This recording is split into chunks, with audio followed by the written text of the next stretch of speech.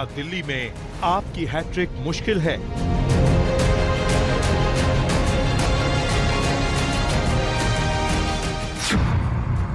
एक के बाद एक दांव, कौन जीतेगा चुनाव?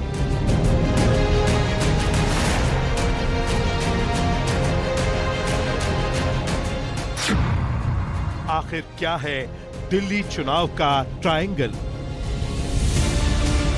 अरविंद केजरीवाल की पार्टी दिल्ली चुनाव में हैट्रिक लगा पाएगी या नहीं?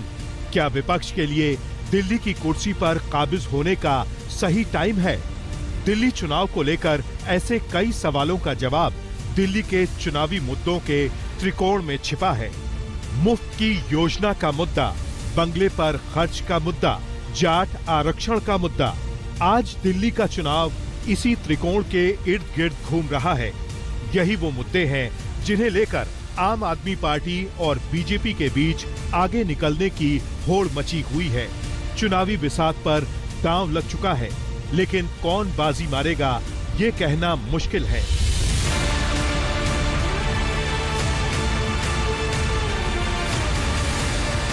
तो राजस्थान के जाट समाज को रिजर्वेशन मिलता है दिल्ली के कॉलेज में, दिल्ली के जाट समाज को दिल्ली के कॉलेज में रिजर्वेशन नहीं मिलता।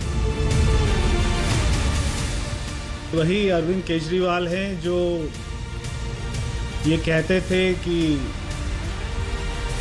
दिल्ली के गांव के लोगों से बदबू आती।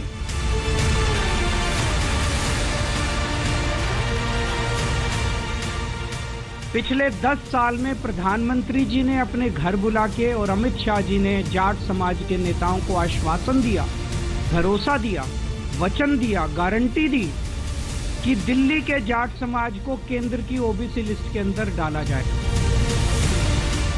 कुल सर पे है और जब एक जाट से चुनाव हारने की बारी आ गई है तो ये केवल सिर्फ राजनीति कर रहे हैं और कुछ नहीं। दिल्ली के चुनावी दंगल की तारीख का ऐलान हो चुका है। हर दिन चुनाव में एक नए मुद्दे की जबरदस्त एंट्री हो रही है। आज अरविंद केजरीवाल ने दिल्ली में जाट आरक्षण का दांव चल दिया, वही दांव जिसे लेकर बीजेपी और आम आदमी पार्टी के बीच जुबानी जंग छिड़ी हुई है। अब सवाल है कि पूरे दिल्ली में हमारी सरकार बनेगी। आज इन्होंने जाटों को याद किया। जाटों को इसलिए याद किया क्योंकि इन्होंने अगर जाटों के लिए कोई भी काम किया होता तो आज इनको चुनाव से ठीक 25 दिन पहले जाटों की याद नहीं आती। बीजेपी ने केजरीवाल के खिलाफ जाट उम्मीदवार उतारा है, यानी परवेश वर्मा। वहीं बीजेपी का दावा है कि दिल्ली को पहला जाट सीएम भी उनकी पार्टी ने दिया, यानी जाट आरक्षण के मुद्दे पर बीजेपी ने केजरीवाल को घेरा तो कांग्रेस ने अरविंद केजरीवाल के दावे को ही कटघरे में खड़ा कर दिया। कांग्रेस का आरोप है कि दिल्ली में जाट समाज के आरक्षण में खुद दिल्ली की आम आदमी पार्टी की सरकार रोड़ा बनकर खड़ी है। तो उस पब्लिक हियरिंग में शुरू हुआ तो वहाँ कुछ आपसी में जो सामने वाले लोग थे उनमें कुछ आपस में तकरार हो गई और उसकी वजह से वो फैसला नहीं हो पाया। परंतु जिसकी जानकारी केजरीवाल को नहीं है, 2013 में हमारे जो कांग्रेस की अध्यक्ष थी सोनिया गांधी जी, उनके इनिशिएटिव पे केंद्र सरकार ने 4/4/2013 को नोटिफिकेशन किया कि दिल्ली में जो जाट हैं उनको नेशनल लिस्ट में रखा जाए। वो 5 तारीख को नोटिफिकेशन हो गया इलेक्शन का, सरकार ने लागू कर दिया।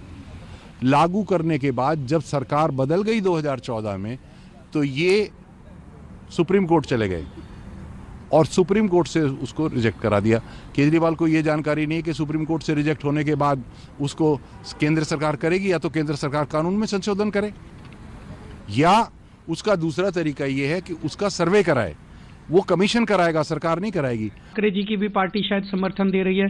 मैं सब लोगों का शुक्रिया अदा करता हूं जो हमें आशीर्वाद दे रहे हैं, जो हमें समर्थन दे रहे हैं। केजरीवाल कहते हैं कि दिल्ली का चुनाव आप और बीजेपी के बीच में है, ये इंडिया गठबंधन का चुनाव नहीं है। फिर वो जो पार्टियां उनका समर्थन कर रही हैं उसका शुक्रिया। अब सवाल यही है कि क्या सिर्फ केजरीवाल का शुक्रिया समेटने के लिए इंडिया गठबंधन की बाकी पार्टियां आपके समर्थन में आई हैं, या फिर सबको डर है कि कांग्रेस केजरीवाल का खेल न बिगाड़ दे और हरियाणा की तरह दिल्ली में भी बीजेपी न आ जाए। क्योंकि आम आदमी पार्टी बार बार एक ही बात कह रही है कि दिल्ली में बीजेपी और कांग्रेस मिले हुए हैं।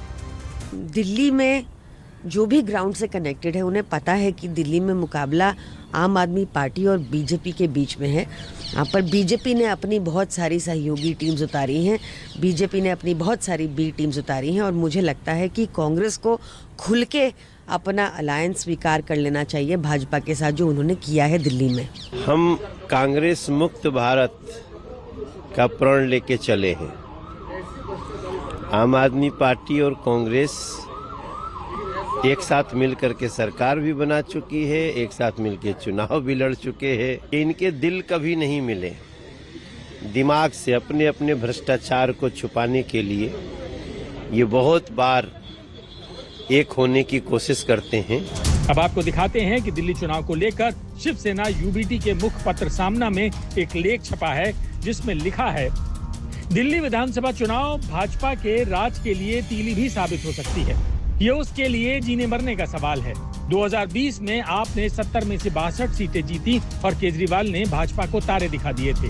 भारतीय जनता पार्टी को हरा रही है, हरा ही नहीं रही है, बुरी तरीके से हरा रही है।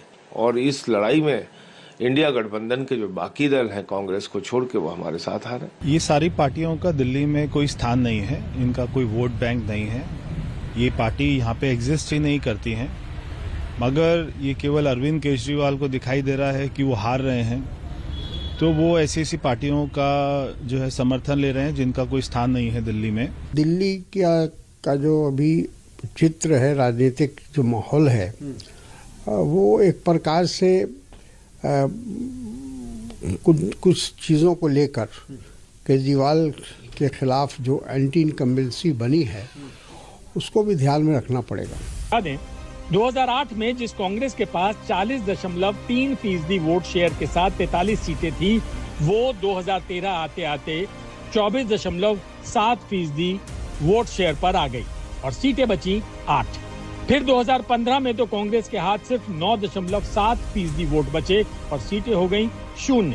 2020 में और बुरा हाल हुआ, वोट परसेंट बचा 4.3 और सीटें 0 ही रहीं। ऊपर से कांग्रेस ने 11 साल पहले केजरीवाल का साथ देकर जो गलती दिल्ली में की थी उसे फिर 2024 में दोहरा दिया।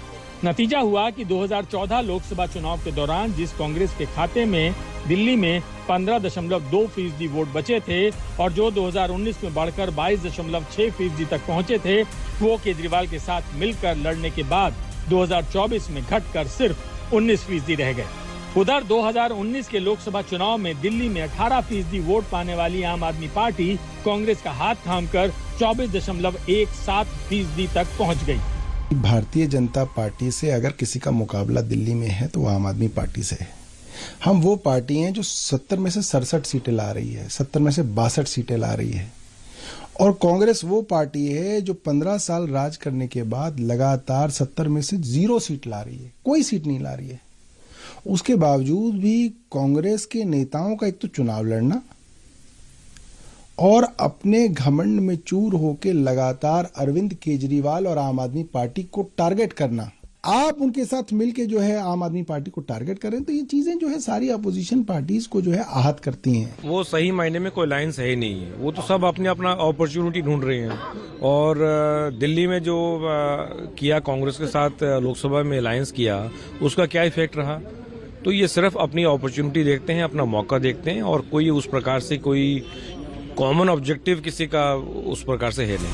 कांग्रेस और आप ने दिल्ली में लोकसभा चुनाव साथ मिलकर लड़ा। फिर आम आदमी पार्टी चाहती थी कि हरियाणा चुनाव में उनका कांग्रेस से गठबंधन हो, लेकिन कांग्रेस ने गठबंधन नहीं किया। उसके बाद दिल्ली चुनाव में केजरीवाल ने ऐलान कर दिया कि वो अकेले चुनाव लड़ेंगे, कांग्रेस से गठबंधन नहीं करेंगे। अब कांग्रेस कह रही है कि दिल्ली में आप उसके लिए विपक्षी पार्टी है।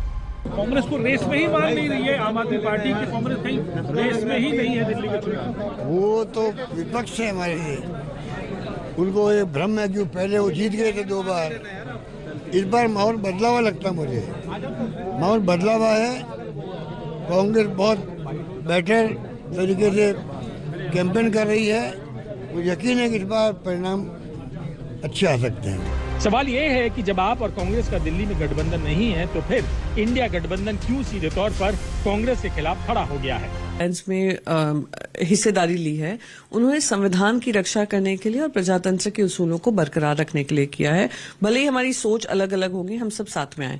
उसमें आम आदमी पार्टी भी उस समय साथ में थी, लोकसभा के चुनाव हमने साथ में लड़े हैं।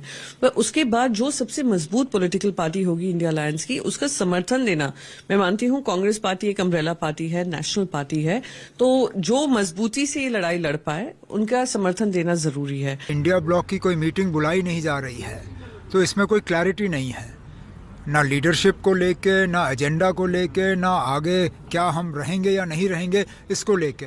शायद दिल्ली के इंतखाबात हो जाएं, उसके बाद अच्छा ये होगा कि इंडिया ब्लॉक के तमाम जो हिस्सेदार हैं उनको बुलाया जाए। हम लोग जब अलग हुए उस समय तो हम लोगों ने स्थिति देख ली कि इस इंडिया ब्लॉक का नाम तो बड़ा रख दिया इंडिया, जिसका नीतीश कुमार जी ने पुरजोर विरोध किया था इस नाम का, और कभी भी एक रूपता इसमें नहीं थी।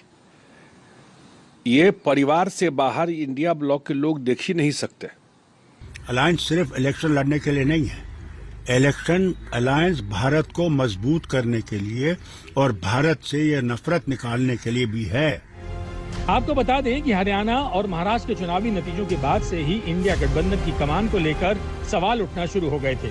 टीएमसी से लेकर शरद पवार, लालू प्रसाद यादव तक ने कह दिया था कि ममता इंडिया गठबंधन की कमान संभाले तो अच्छा है। तो क्या अब इंडिया गठबंधन की पार्टियां केजरीवाल को सपोर्ट करके कांग्रेस को किनारे लगाना चाहती हैं? आज तक ब्यूरो।